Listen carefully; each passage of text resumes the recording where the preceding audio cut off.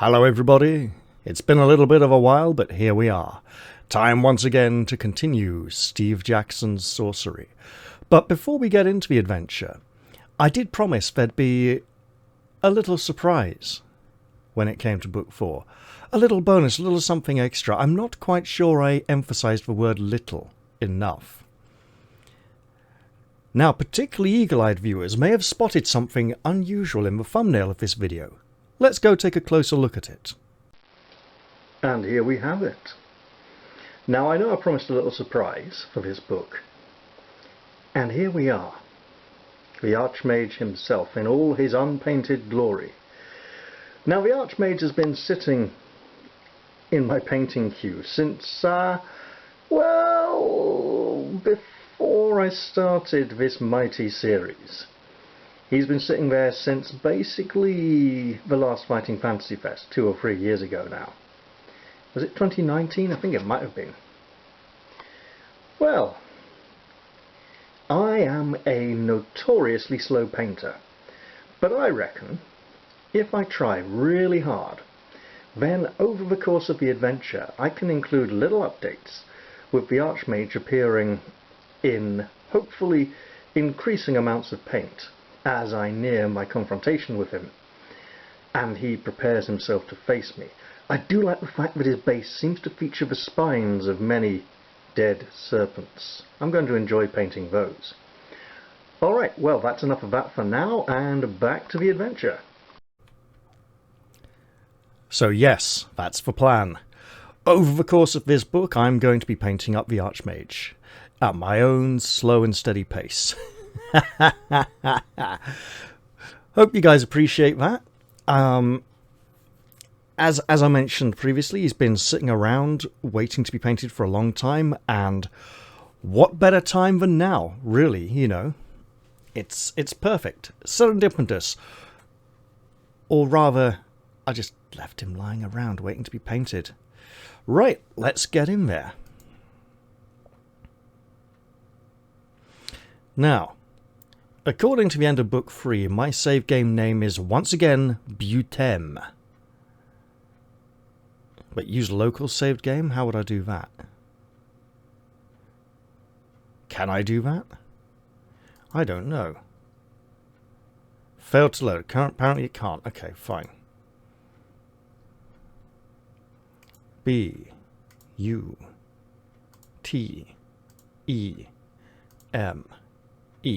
So apparently,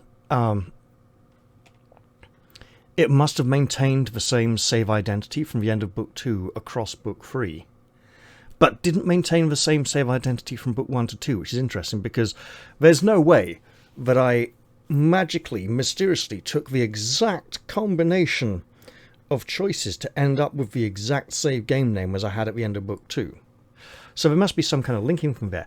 Also, there has been recent news that the Sorcery series will be coming to consoles as a single game, not as 3 separate games. And I do hope that when that occurs, it will also come to PC as a single game. Perhaps those of us who own the entire series will get it for free. Maybe we'll get a discount. I don't know. I don't have enough information, but I'd like to know. Yeah, all in one place. No save game names, copying and cross-playing. Just play it all through from start to finish without having to load up different games. I like that idea. You have defeated all of the 7 serpents, acquired Flanker's sword, and become a follower of Kurga. 32 magical items and 5 weapons. 5 weapons? That's a bit much, isn't it? I don't need that many, surely.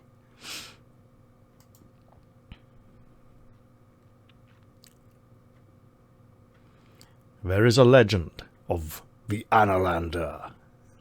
Let's see if I'm right. Long ago, or so they say, the ancient world is prosperous and free. From the Kakabad Sea to Lake Lumley, harvests were plentiful, people were happy, all was at peace. And then the Analander came and ruined everything. Even more appropriate when you consider the annals of history and how, like, annals is different to annuals, but is a word to do with documenting history and time passing. like writing down everything that happens in the year, rather than an annual edition of something which would come out as, you know, this is all the stuff for this year in this book of this particular series or whatever. It's like, no, the annals are just like the records, historical records, right? All was at peace. Even the thundering skies were calm, tamed by the arts of the sorcerers of Mampang. Then everything changed. A fearsome sorcerer levelled the cities and turned the fields to dust with towers of devastating light. He heard no plea. I was so right. Cutting down village after village, the mages scrabbled to defend the ancient world, but they were weak. Finally, the last Archmage sealed the walls of Mampang and sent out 7 deadly serpents to keep the dark sorcerer away. All 7 died. But see, this is the propaganda the Archmage has been using to turn people against us. And now here you are, climbing the narrow pass into the mountains of High Salmon. The price of your journey across the Baklands has already been paid. Now the Analand is coming to Mampang, and nothing will be allowed to stand in his path. The crown will be yours. Unless I cock up and die somewhere along the way. Let's continue.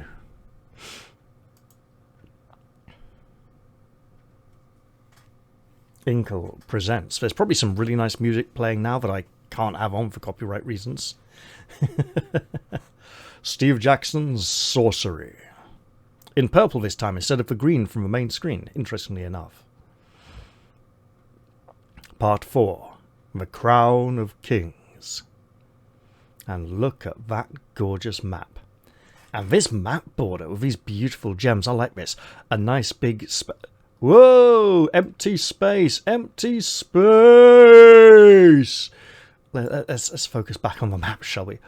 So we got a mountain path. Okay, I'm seeing... That's probably not a good route to ascend. This probably a bit safer. But this looks important. Damn it, so many choices already. And a ruined tower. I need to be extra careful.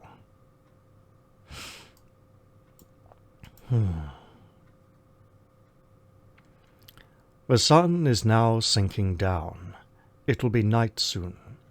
You climb an ancient staircase worn to almost nothing by the years.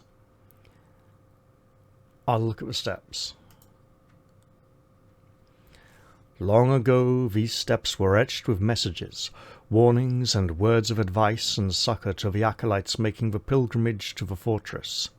But they have long since been scrubbed away by dust, and the remaining marks tell you nothing. I want to look back now. I want to look back. Why can't I look back? You cast a glance up the weary stairs. Only a short distance is visible before they curve away out of sight. For a brief, blessed moment, Mampang is hidden, like a spider curled within its hole. I'll check my provisions, for which I have none. You do not need to open your pack to check your provisions. You have nothing. But at least you have 3 portions of raw meat and fish, which will be edible if you can find a way to cook them. Pulling up your hood against the chill air, you stride onwards through the failing sunlight. You must not linger out here. Let's climb the less than 7,000 steps to the next section. You reflect on your progress with a heavy heart as you climb. The Baklands were a cursed place, and your journey across them was slow. Even with the serpents defeated, caution would be wise.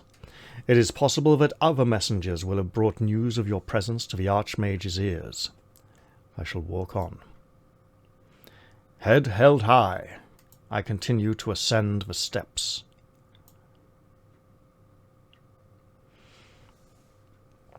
The sun has almost set, and the sky is a deep pink. Soon it will be dark once more. The Zanzunu peaks rise on either side like jagged teeth. The wind brings back The path winds back and forth as it climbs, and the glimpses of this brooding horror of Mampang come and go. You should make progress while there is still light. If I sing, I will attract attention to myself. It will help raise my spirits. What's that song Sam sings in Return of the King before he, as at the base of the Orcish Tower, when he's going up to rescue Frodo? I can't remember. Beyond all towers rise the sun, the stars forever dwell. I will not say the day is done, nor wish the stars farewell. I can't remember the earlier verses, but it's a nice little song he sings up before he goes up to fight the orcs, and then finds that they're mostly all dead already from killing each other. Okay. So, it feels like a heroic thing to do. Also, I imagine them sitting in the fortress going, "Look at him, so grim and determined and silent. He's not even singing as he approaches." It would help them think that, hey, you know what, this guy, he's got some goodness in his heart. He's got some spirit. But if the birdmen of Salmon are going to come diving down to attack me, I should probably just watch the skies. I don't need to check my blade. I have many of them. You watch the skies as you climb, staying alert for signs of the fearsome birdmen that patrol the peaks, the eyes and ears of the Archmage. Indeed. It would be folly to have reached this far undetected only to be spotted by them. Then again, there's not much I can do about it. Rough undergrowth springs up, lining the path on either side. I'll search it. I could cast a spell. I've been relying rather heavily on magic, so I should at least consider the options. Dop isn't going to help. Don't want to be slow and clumsy, unless I'm making the undergrowth slow and clumsy. I want my sun gem back. I want my sun gem back. I don't want to make the plants depressed. I could sense danger, and then I could pray for healing. Let's do that. You cast the spell and a familiar, calm voice begins to speak to you. There is little danger here, the voice informs you, except a nesting spikehawk in the bushes, but up ahead there is somewhat more danger. With that, the voice fades.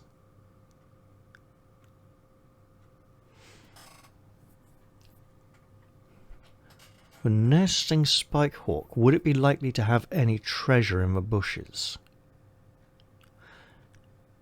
Fairly unlikely.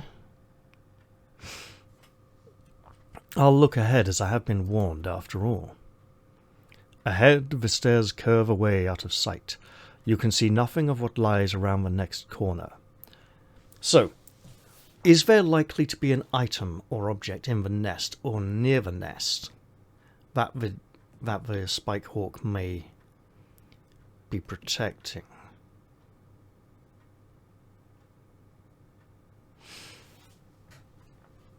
I do need to think carefully here. Fighting the spikehawk, or, you know, it's likely to involve possibly some damage, because I don't know if... now that I've been warned, would I be safer searching than if I had not been warned? I'm not so sure.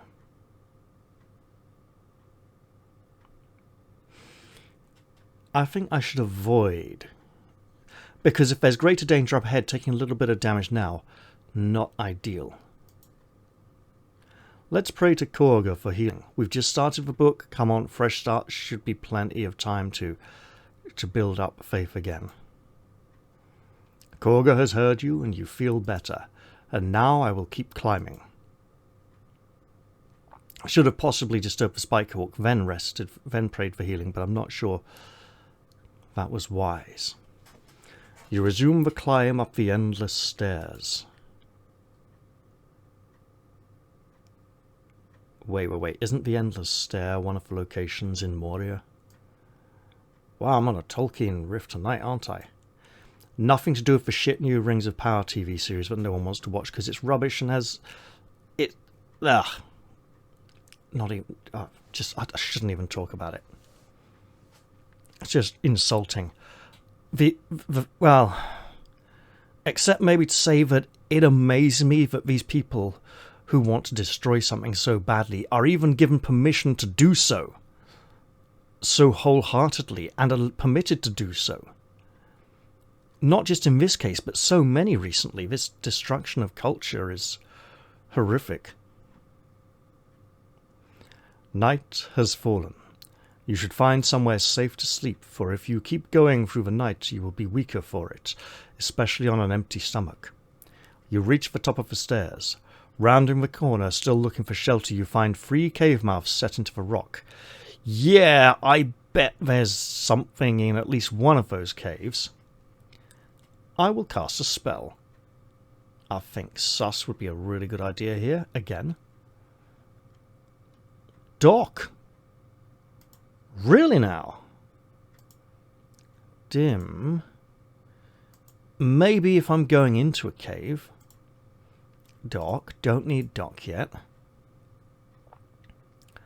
Oh, no sus. How about a how? And it's going to be like walk on past the caves.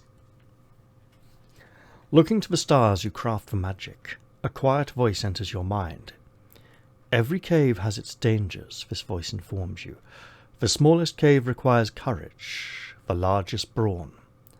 But what the third cave requires you never find out as the spell fades once more. I'll look at the caves myself. You regard the caves with interest. The middle cave has the smallest entrance. Wait, are there 3 bears? Are there 3 bears here? You know, one cave is too small, one cave is too large, and the other cave is just about right. You regard the caves with interest. The middle cave has the smallest entrance and probably opens into a niche and nothing more. That's the one that requires courage. The nearest cage would be large enough for a fire, but looks deep enough to contain any number of nasty surprises. And we'd need strength there, so we'd probably have to fight something. A series of hoofprints leads into the mouth of the furthest cave. I will look at the hoofprints. Perhaps it is a centaur. You take a close look at the hoofprints. They are deep enough to suggest a largish creature, but they are no longer fresh. They are at least a few days old. You also note there are no prints coming out of the cave. So, there's some danger there. Obviously. Perhaps a creature went in there badly wounded to heal up and rest, got gobbled up by a larger monster. I cast Summon Bigger Fish. There's a reference for those of you who get it. Call out. Ooh, yeah. Who's there? You call, hoping the owner of the hoofprints will appear, but there is no response. I shall enter a cave or move on. The smallest cave requires courage. The largest requires brawn. And it has enough room to light a fire. And I have things to cook. You're unlikely to find a better spot to sleep than the caves. Into the large cave it is, then.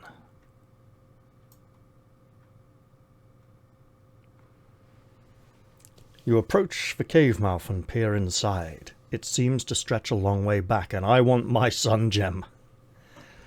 I'll smell the air. You pause to sniff the air. There is a faint, foul smell coming from within. Let's hope it's not highly flammable gases that will kill me when I light a fire. I will step inside. You take a few more steps into the mouth of the cave. The cave quickly opens into a wide chamber. You stop a short distance inside and look around, waiting for your eyes to adjust to the dark. I want my sun gem. I want it now. Magic protection requires brawn. No. Big? Big? No. Fog. Interesting choice. I want my sun gem. I could go sus again. Interesting choice. To float. Why would that help me? I mean, the floor might give way. I'm going to rest anyway, right? You bind the starlight into shape around you and a steady voice begins to speak to you. There is something living inside this cave, the voice assures you, but it is only a wild beast. With that, the voice fades. I'll search the back of the cave, so pretty much as I expected. You make your way into the back of the cave, which grows gloomier with every step. Then suddenly your foot kicks something soft. Jump backwards makes sense, because if I've woken it, it might lash out. If I feel downwards, I might feel teeth on my fingers. But if I do jump backwards, the scuffing sound of me landing might wake it.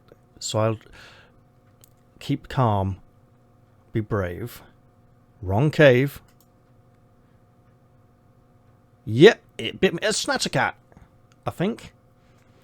You feel carefully downwards and your hand encounters something gentle. Fur. A moment later, something looms forwards, catching you with a heavy blow across the chest. You hit the floor gasping, but the creature roars at you, claws outstretched. You have mere moments to react. I will cast an effing spell. Gack, gack, gack, gack it, gack. Come on, give me gack. No gack. No gack? No gack.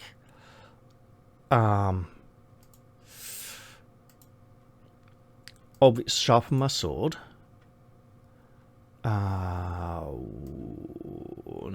No walk. Kin. Don't have the mirror. That would be really good. Kid. Nice idea, actually. Who knows what illusion it might see. Can I make it depressed or clumsy? That might seriously help me. RKZ Zen. What good would flying do me here in a cave with a low roof? Lightning bolt, though, that could help. RKZD. No walk. In which case, let's slow it down. You weave the enchantment and the creature's eyes begin to glaze over. It is still approaching, but it is definitely moving more slowly now. The creature stamps its feet and bellows. I'll look at... Oh, bollocks! That is not what I meant to click. Nothing useful. You flip your pack shut once more. You spend a valuable second looking at the creature. Its black and white fur and long bushy tail are unmistakable. This is a skunk bear, though far larger in size than those that inhabit the Shamutanti Hills. Sure, I think an illusion would be a really good idea right about now. I don't want to get sprayed with stinky skunk juice.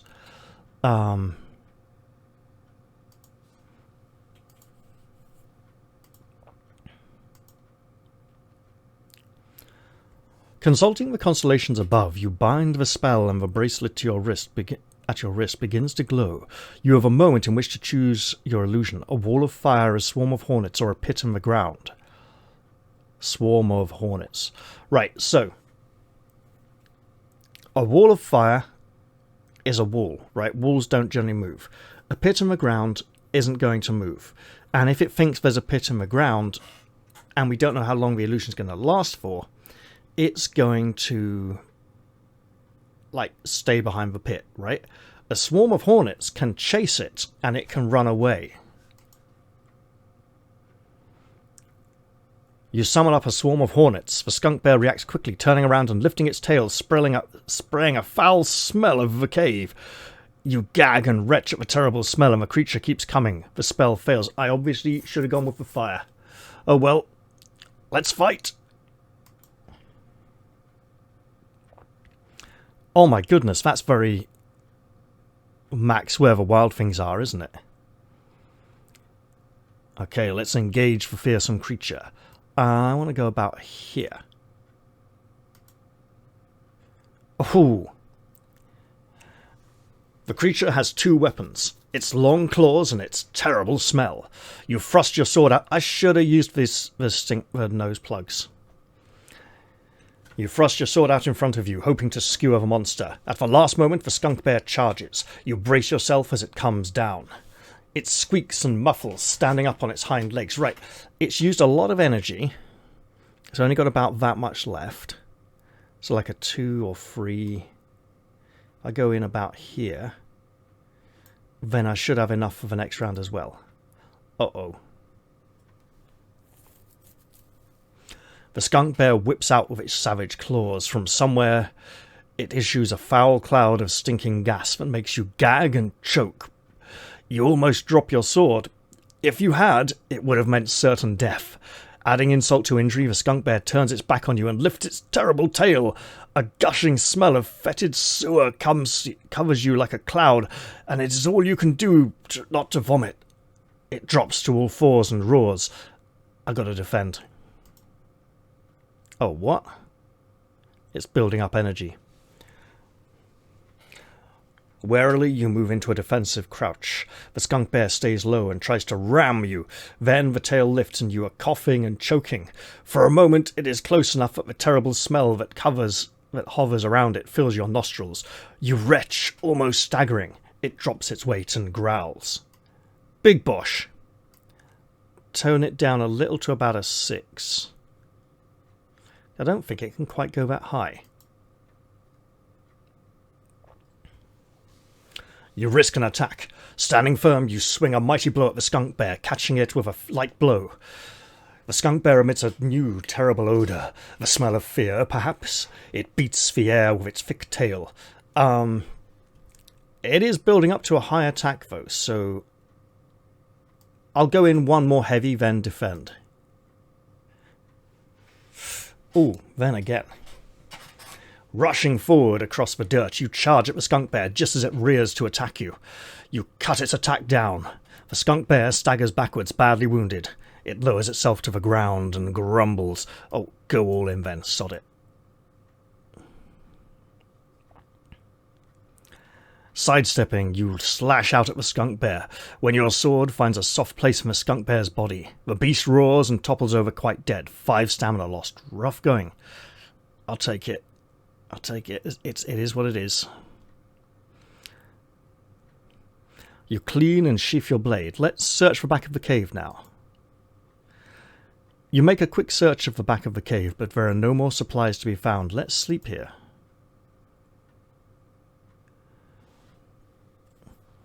Laying your pack down, you try to settle despite the hard floor. You have not yet eaten today, but you have no provisions, only a single vial of blimberry juice. I'm gonna have to just go without. You close your eyes and let your tiredness overtake you and go down to about 3 stamina. Why was I not allowed to light a fire here?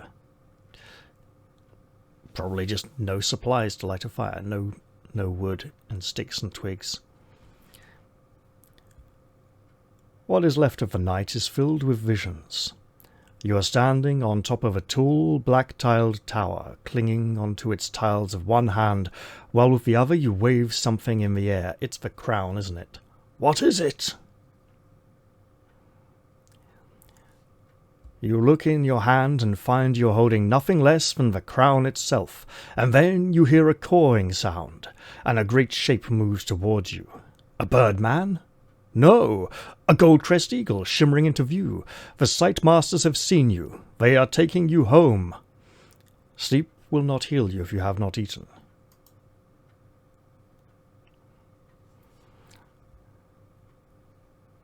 During the past day, you explored the caves of High Examine and began your ascent into the mountains. The Archmage remains unaware of you. Let's hope it stays that way. Morning sunlight floods through the mouth of the cave. You get back to your feet. Can I pray for healing yet? Nope, I cannot. Gorga is still sleeping, though I remain awake. Let us depart from this cavern. You head back out into the morning light.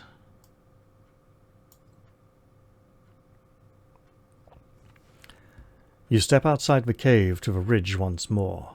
The sun breaks over the horizon. The path continues on past the other caves.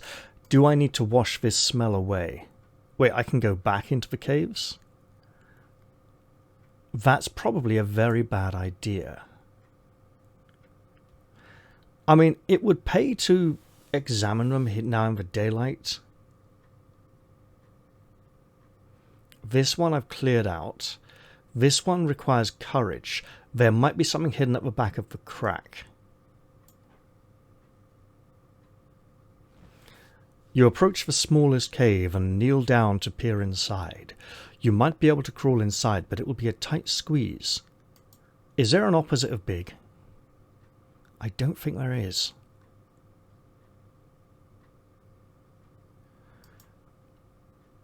I mean, if I get... No.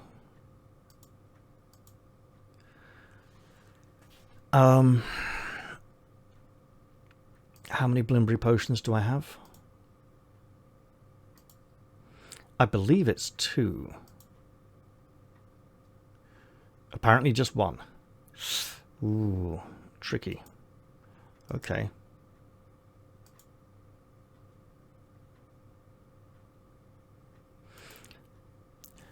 You call a wordless greeting into the cave mouth, listening for the echo, ready to react should you disturb any creatures.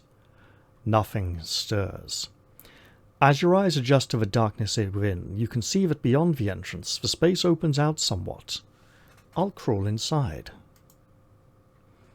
Moving quickly, you crawl into the mouth of the cave.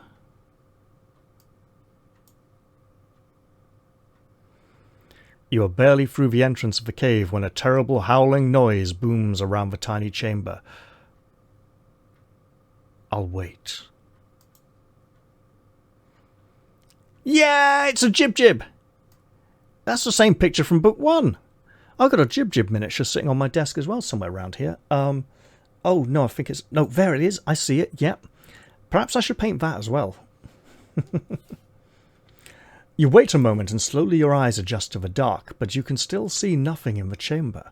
Suddenly a tiny creature brushes your leg. The thing is a Jib-Jib, no more dangerous than an overgrown mouse. I'll look at it. Covered in fur and no larger than a bomba fruit, it stands on 2 duck-like feet. Its body must be mostly lungs, as despite its size, when it howls it makes a noise like a horn. I'm not going to threaten the Jib-Jib, it'll get even louder. You leave the creature. It howls a few more times, but it is beginning to realize you are not afraid. And I could have rested here. A moment later it scurries away out of the cave. The cave appears otherwise empty. This would be a dry, well-protected place to rest if it was night time, but it is too early to sleep. Time to move on. Mampang awaits. Yeah, maybe I should check that 3rd cave for the hooves, though. You head back to the ridge. There is an unshakable gloom about this place. A few birds are singing thin and miserable songs. Where next? Look, there might be something in here. You know, people tend to ride things with hooves. Stepping towards the northernmost cave, you see a few more sets of older hoof marks nearer to the mouth. So if someone is bringing hooves to the caves, and they're not leaving,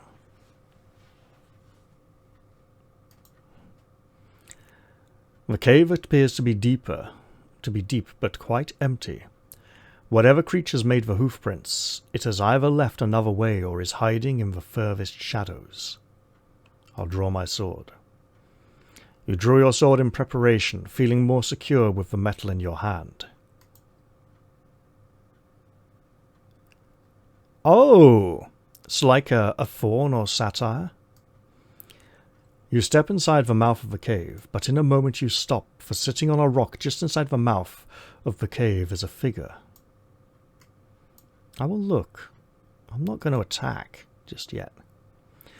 The figure is in shadows, but it is human-like and naked. A long mane of hair sweeps down over its back, which is turned away. Clearly you are treading quietly, as the figure has not turned around, or it's been turned to stone or something.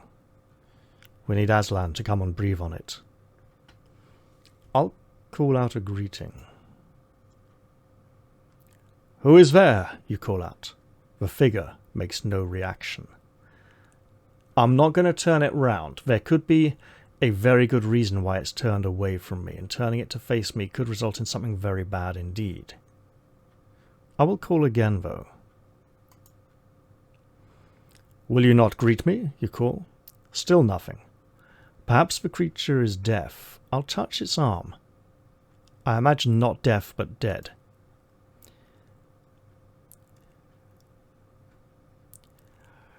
You reach out to touch the creature's shoulder. The figure shudders a moment, then slides from its rock to the floor. I'll look at it. You look at the creature. It is a woman with a human torso, but her legs are thick with hair and end in hooves. Her face is a blend of human and goat-like features, with two short horns rising from her head. She is quite clearly dead. I will search for... she's... Search for body, then bury the body? Am I allowed to do that? No, I'll just give her a good burial. It is hard work digging in the dirt of the cave floor with your assassin's sword, but after an hour or so, you make a pit deep enough to roll the body into. You lay it down as gently as you can, and then move the dirt back over it once more. The dust clears, and you are left quite alone, and I may have caught some kind of disease or something. Let's leave the cave. You head outside once more, leaving the solemn earth mound behind.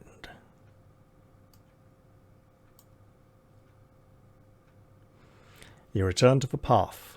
The air stirs a little, still cold, but fresh at least. Time to move on.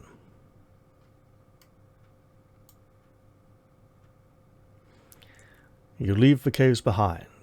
The steps are becoming wider as the path turns to follow the edge of a deep chasm. Before walking any further, I'm going to pray for healing, because it seems to be my only form of subsistence in these hard times. That Analander, he crossed the Baklands without even eating food, sustained by the power of prayer to some strange god. The man was a religious fanatic, crazed. When he arrived, we could see the frustration and desperation in his eyes, looking at everything as if he was going to take multiple options and experience everything over and over again, with this surety, this certainty that he would succeed, eventually via some bizarre trial and error method.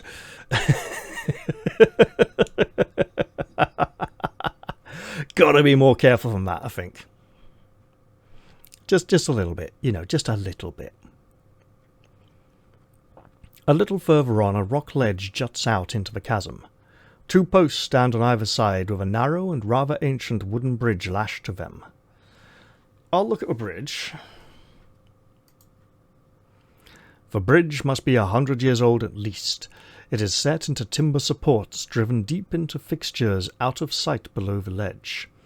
It seems like it might still be solid. I'll look across the chasm. I'm not going to chuck a coin in. I don't have very many. Well, I've got loads, but not a massive amount, as I've been assured. You lift your eyes to look across the chasm to the other side, where more mountains rise up. A cleft line in their peaks traces a narrow road, and atop one summit is what looks like a large bird's nest. I'll look at the path.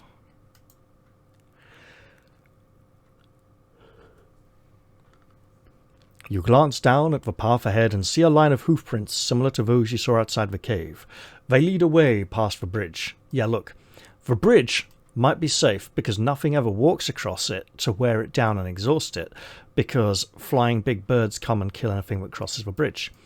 Whereas if I go to this bridge here, I should be able to walk back and even come back down here if I want to. Plus, there's some kind of village or tent caravan campsite over here. Looks like houses, though, and I want to find out what that is.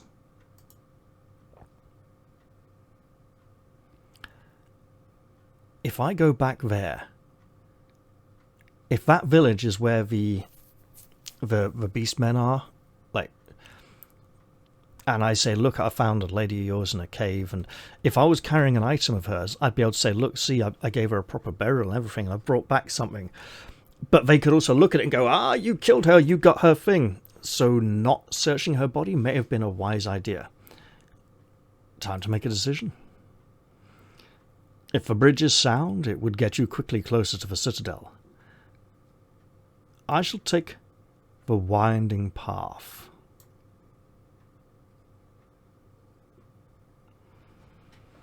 You make your way along the track, then pause. Yeah, at this point, someone's going to put like a timestamp in the comments and be like, I can see exactly which way you were going through the adventure now.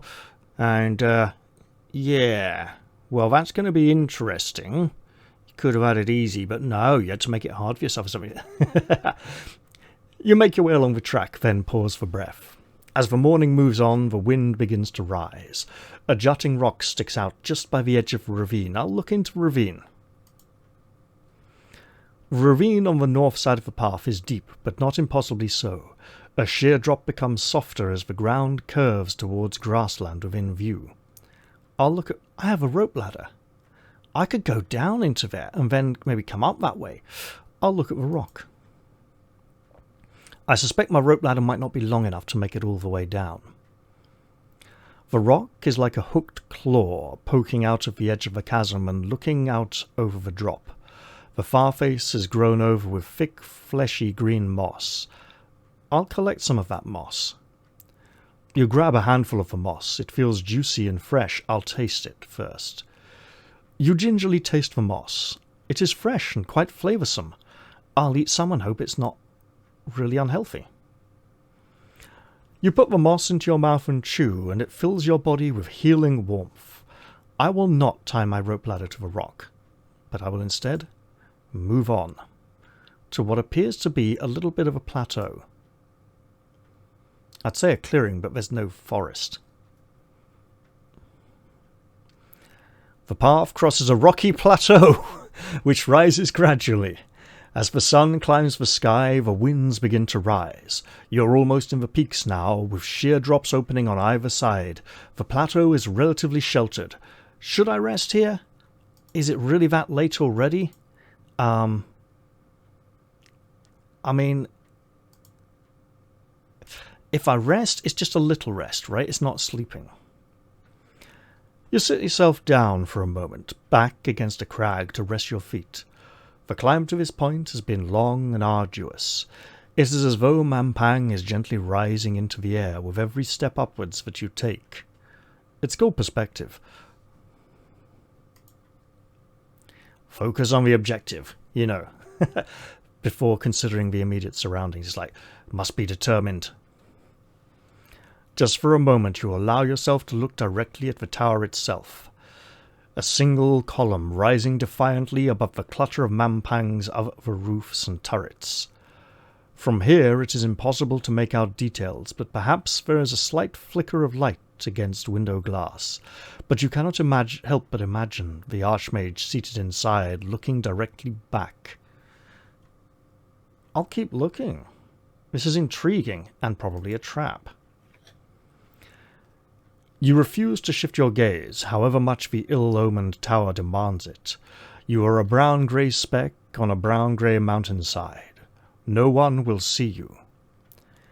A few more moments pass, and then you see a trio of birdmen swoop down from the turret room, carrying something in their claws. Probably something struggling. Or a willing creature. They disappear from view within the lower citadel. You look away. I'll look around the plateau now. You turn your attention to the plateau around you instead. It is scattered with small stones and dust. In one corner, the ancient remains of a fire pit are cold as ice. Is there anything I could burn there? Probably not. Oh, scratches. I could maybe learn a counterspell. You poke the fire pit with the arrow from your pack, but uncover nothing of any interest. It is little more than a few motes of charcoal that have not been swept away by the wind. Whoever built their fire here built it in this sheltered spot, but many years ago. Then you notice a few curious scratches in the stone near the fire pit, perhaps made by some clawed creature. Information I could gather. Oh! And this may be a clue. A potion? You would dismiss the scratches in the rock as normal wear, except that 4 strokes are cut into pure virgin rock and quite clearly form an M. But the rest are too worn or filled with dirt to read, though you can feel their lines as you run your fingertips over the stone. So I could pour a potion over the scratches to clean it up, right? I have a mystery potion. Perfect. No, not the Blimbry potion, you idiot! The mystery potion! The one that we don't know what it'll do. Idiot. You open a vial of Blimbry potion and pour the thick purple liquid over the scratched rock. It clings to the marks on the stone. Can I lick it? Can I lick it clean afterwards? The message is now barely legible. Heed this. The curse that is Mampang. I, Colitus, have been groaning bright? GHT, 3 dots. Save your own soul. Another traveller along this sorry road, perhaps. Groaning bridge, probably. You get to your feet, intending to continue your journey. The path beckons.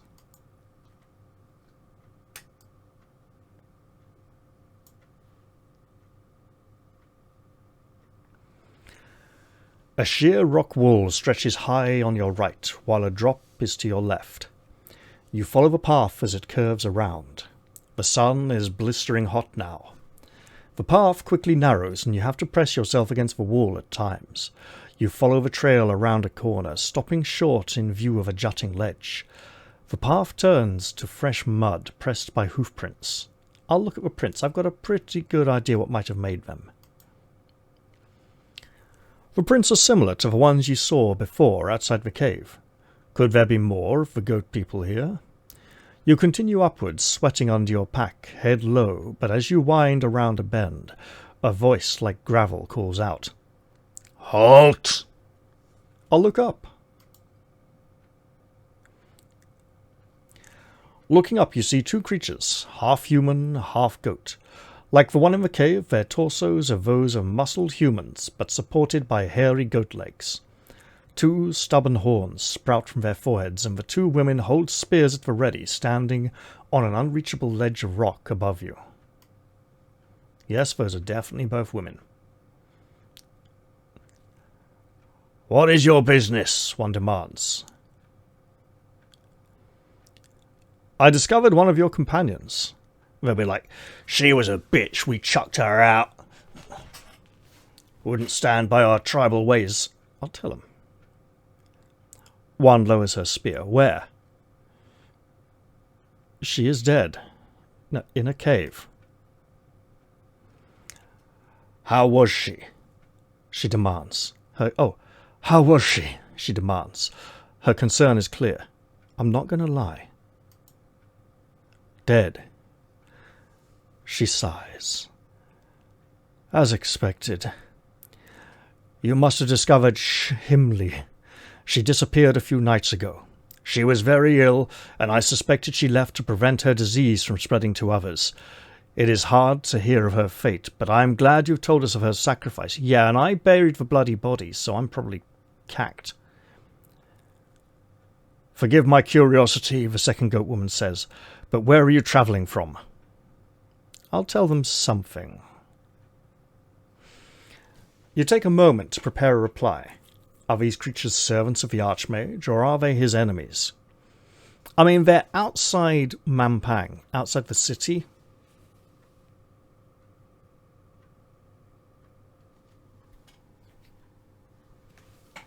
So I can tell him... I come from Analand, and I journey to Mampang. You declare, unafraid who should hear your words. Mampang, she hisses. That cursed place. And what is your business? A little tact here. To find a lost heirloom. Do not mock us, stranger, the Hoofborn retorts. We are an isolated people, but even we know respect, unlike yourself, it seems. I meant no offence. Everything about you offends me, the creature replies. Enraged, the guards give a scratching yell and raise their spears ready to throw. Perched above you, they have the clearest advantages. We Hoofborn never miss! And I can cast a force field. Come on, come on, come on, give me an F. Why is there no F? Seriously, no F? Come on. I could make them clumsy. Right? Well, slow and clumsy aren't the same. Okay. It's not the force field I wanted. And their spears could just arc over it, depending on the trajectory. Can I place it coming out the cliff wall above me like a ceiling? What is this?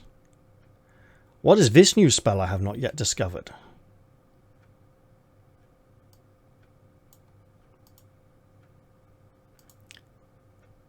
Zip. Sure. As long as it's not into the chasm. You wind the stars in order around you, trusting your luck as the ring of green metal on your fingers begins to gleam like a serpent's eye. You close your eyes as your body is wrenched away. You appear further down the path, hidden behind a large boulder. Where'd he go? One of the Hoofborns says, her voice drifting down. We should head upwards, prepare an ambush in case he tries to attack the village, her companion replies. Then you hear the sound of them clattering up the side path. Oh, bugger. It is now safe to continue on the path, but trying to visit the Hoofborn village would not end well. The path runs in both directions along the chasm edge. I really cocked that up, didn't I? Damn it, I wanted to... Right, you know what? Because I can. Let's redo that. I'll have a rest. Look at the tower. Look at the tower. Look around. Look at the fire pit. Look at the scratches. Completely waste the best potion I have. Because the clue is probably important and I've already seen it. And it's unfair to continue on as if I haven't. And pretend I... So, look at the prince. Look up. Should have probably stopped instead of looking up. But... discovered one of your companions in a cave. She has perished, regrettably.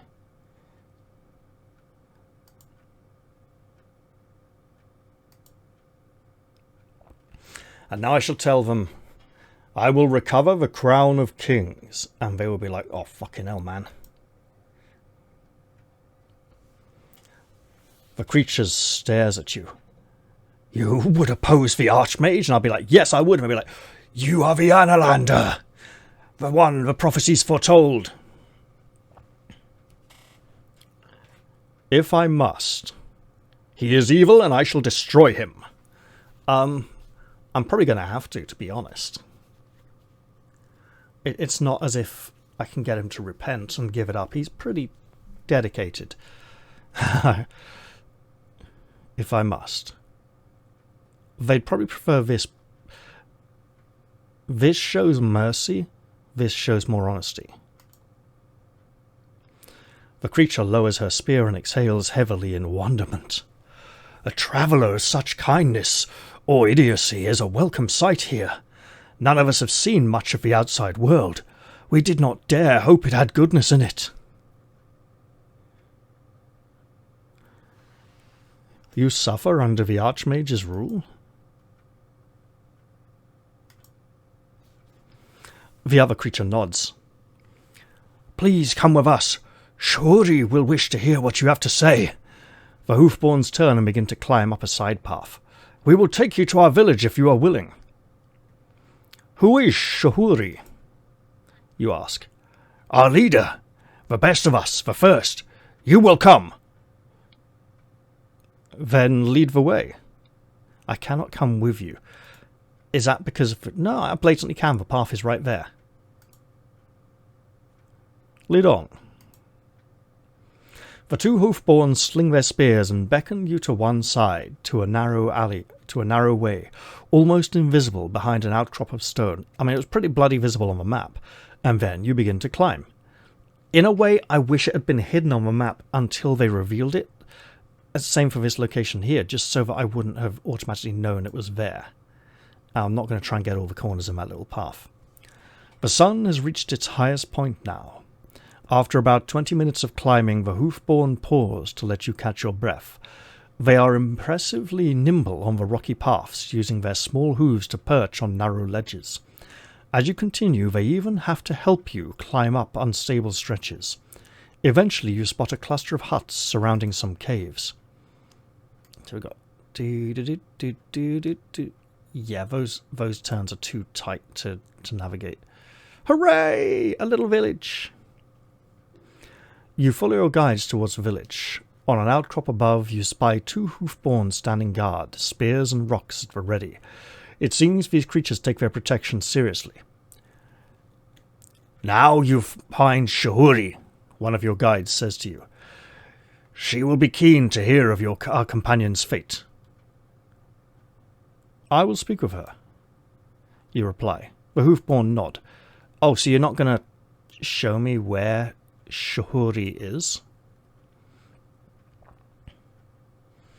Your guides grow quiet as you enter the village. There are a few well-maintained huts, but it is clear many of the Hoofborn live in holes in the cliff face. I imagine the huts would be being outside the caves a sign of prestige. I mean, let's look at this. Either the caves are the special place they all like to live, and the huts are like overflow storage, or it's like, no, we live in the special huts outside, the rest of you have to live in the poor caves. I think the huts are the place where the leaders more like to be. I'll look at the caves. From outside, the caves appear clean and spacious. A surprising number of Hoofborns stream out to gawk at you. These caves must honeycomb the entire mountainside. An older Hoofborn draped in several hides emerges from a larger cave. Okay, then. One of your guides extends her arms straight out. Sorcery, she says. Sorcery, we have brought you a visitor. Sorcery stretches her arms towards you as the guide did. Welcome, she says.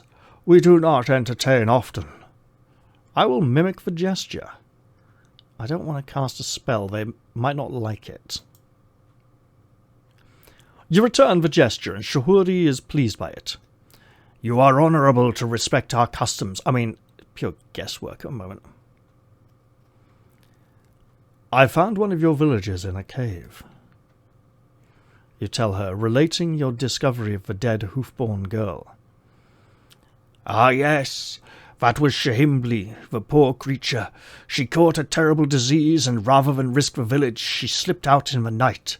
A scout saw her heading downslope, looking for a place to die. What manner of disease was this? You demand. The trembling sickness. It plagues our kind and stalks the mountains like a vengeful ghost. The creature looks up at you with large, bleary, goat-like eyes. What did you do with her body? She asks. I buried it. Then I must ask you to leave us. Trembling sickness is most infectious. We cannot take the chance. But I am not ill. She looks uncertain. You do not seem to have the symptoms, she says, even as her spear point comes up. The girl had been dead for a very long time. I mean, they should know this. They know how long ago she left the village, right? You tell her, whatever disease she had was gone from her bones. Shahuri stares at you and shakes her head, but she lowers her spear. I hope you are not lying to us, stranger. We have lost too many to the disease already. Shahuri looks to your guide. From where does he come? Analand, your guide answers. He claims to be on a quest. Is that so? Is that so? Shahuri asks. Indeed it is. Her eyes widen. Do not tell me of your purpose. I do not wish to know this. Will it harm the Archmage? Oh, I hope so. Excellent, she replies. But you must be careful in Mampang. It is a chaotic place and cruel. The Archmage wields complete control, but does not always exercise it. Petty crimes and sufferings go unnoticed, but you will not. He has spies all over Xamon. It is likely he knows you are coming. There were 7 serpents. I absolutely murdered them all. Did you? Then perhaps you have a chance after all. May I enter your village? The Hoofborn leader takes a cantering step backwards and ducks her head. Feel free. Eat and rest. We also have items to trade if you are willing. I have money, yes. Perhaps I can even cook my food. I see a big fire pit in the middle. You step into the centre of the village. The watching Hoofborn gradually disperse back into their groups, some into caves and others to a gathering around a fire. Fire, fire, cook food, fire. You go over to the fire and sit down with the gathered Hoofborn. They are sharing out a meal that smells of oranges and charred wood. I'll cook my raw food. You unwrap the portions of raw meat and fish you have been carrying and roast them in the fire. I'll eat some and save the rest. You tear into the hunk of meat. It is rich and delicious and highly nourishing. I will speak with the Hoofborn. Since the Hoofborn are so entranced with the wider world, you offer to tell them of your adventures. They surround you with eager faces as you speak of the chaos of Khare's many markets, and the destruction of the marsh goblins outside the city. You tell them the story of your journey through the vast plains. You tell them about Lake Ilklala and your battle with the dreaded water serpent. I mean, I just chucked the sun serpent in his mouth. The time serpent was much more deadly. They clearly do not believe half of what you say, but enjoy the adventure nonetheless. They look wistfully across the mountains when you're finished. The fire smoulders gently. I'll ask them about the Archmage. They might be able to tell me something. What can you tell me of the Archmage, you ask? One of the goat people shrugs, another laughs. Strange rumours come out of Mampang, stranger. Strange rumours indeed. Do tell me. There are those, merchants and traders mostly, who say Mampang is run by the guards. They say the Archmage does not appear. Do they say why? The goat person shrugs once more. The merchants say he is dead. They say if he was alive, he would be over 1,000 years old, but who can say? It is certainly true he never steps outside of Mampang. And that is all they will say. I will eat with the Hoofborn, hopefully not consuming more of my provisions. Then you move over to the Hoofborn to share your meal. It is greasy chunks of meat with some kind of sweet glaze that smells of oranges. It sits in a bowl of small grains and is very filling. You get to your feet once more and look around the village. The village is small. There could not be more than 100 inhabitants. There is, however, a viewpoint, a shuhuri, I was like, sleep hut? Let's go to the trader. And they don't want my money, they want other stuff. Against one rock face, a thin Hoofborn stands beside a few broken packing crates stocked with trinkets. He raises a hand as you approach in greeting. Greetings. The trader nods. This is what we have, the trader tells you. I'm afraid it is not much. Perhaps something here will be of interest. From across the clearing you hear Shahuri call out, Treat this one fairly, Rahan. He is a friend of our kind. The trader nods. Who do you trade with? You ask, somewhat puzzled. The poor creature shrugs slightly. You are the first, it admits, but one day I hope to open a true trading post. You peer into the crates. The creature has a curious assortment of items, some most likely highly valuable, others all but worthless. It is almost a parody of a shop. The crates are labelled in scroll writing. The first is marked 6 gold, and the second 12 gold. A spear leans against one of the crates. Hey, I'll look at that spear. You lift the spear and the trader nods. It is a blessed hardwood spear, he declares. It is virtually unbreakable and very expensive indeed. I could use it to wedge something. How much? He asks. 70 gold pieces, the trader replies. Well, sadly I don't have that. I'll look in the cheap crate. I might be able to afford something. The cheaper crate is mostly empty, and you have to dig to find anything among the sawdust in which things are kept. A glass bottle, orange rock dust. An apple. Keeps the doctor away. The orange dust is piled in one corner of the crate, but when you ask, the Hoofborn assures you it is for sale. Finest amber grind, he insists. Better than rust, even, if you know what to do with it. And what is that? You ask. He shrugs. I'm no sorcerer, he replies. Well, I am, and I do not believe I know of a spell that requires such a component.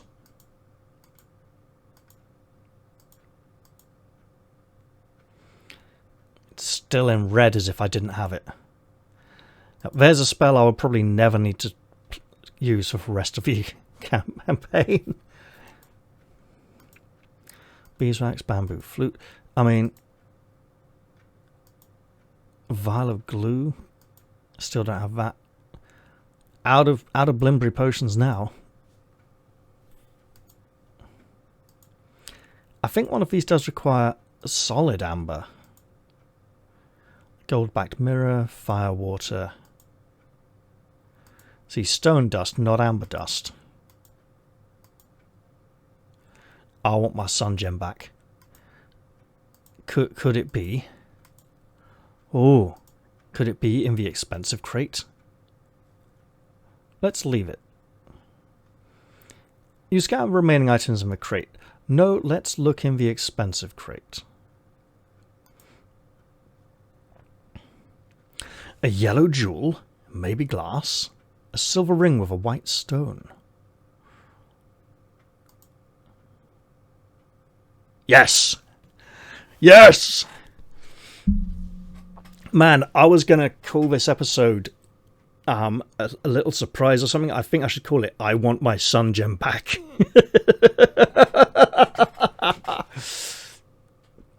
You lift a glittering jewel drawn by its luster and holding it up to the light.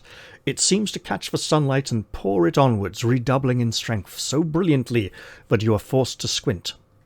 A sun jewel, the Hoofborn declares. I am told they are not so rare, but I have never seen the like. I'm buying it. Look, no excuse, having it right now. The sun jewel twinkles as you slide it into your pouch. You hand over 12 gold pieces. You look over the remaining items in the crate.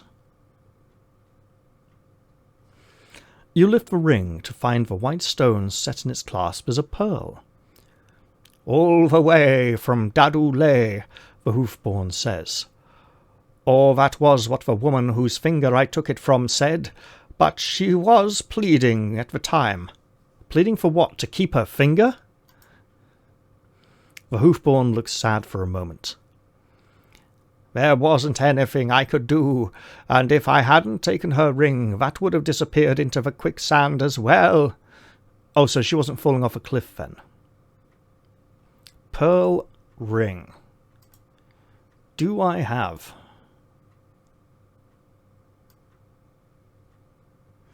Ring of green metal.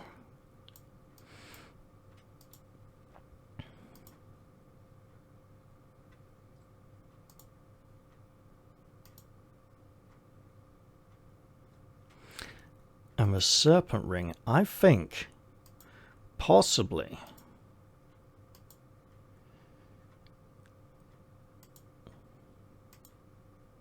A pearl ring. Yaz, brilliant, yes. The invisible spell. Yeah, let's absolutely have that. I will purchase this ring. The ring slips easily onto your finger and the Hoofborn nods. You pay the merchant. You look up once more. There is nothing else in the box. I could spend 6 gold for that apple. Probably a good idea, actually.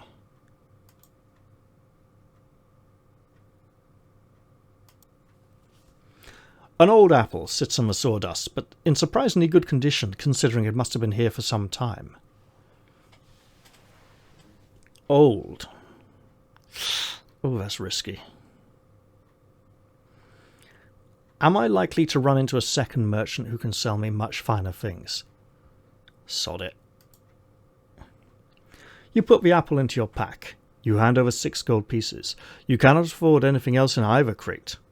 I have seen enough. You thank the trader and move away. Well, I think I'd like to visit the vantage point and go see Sorcery again before I leave. But I've been playing for long enough, and that can probably wait until another episode. I'm going to leave this one here. I hope you've all enjoyed this episode, and I do look forward to seeing you all in the very next one. I'm going to say goodbye for now, though, and cheerio, everyone. It's nice to have you all back here again. See you all soon.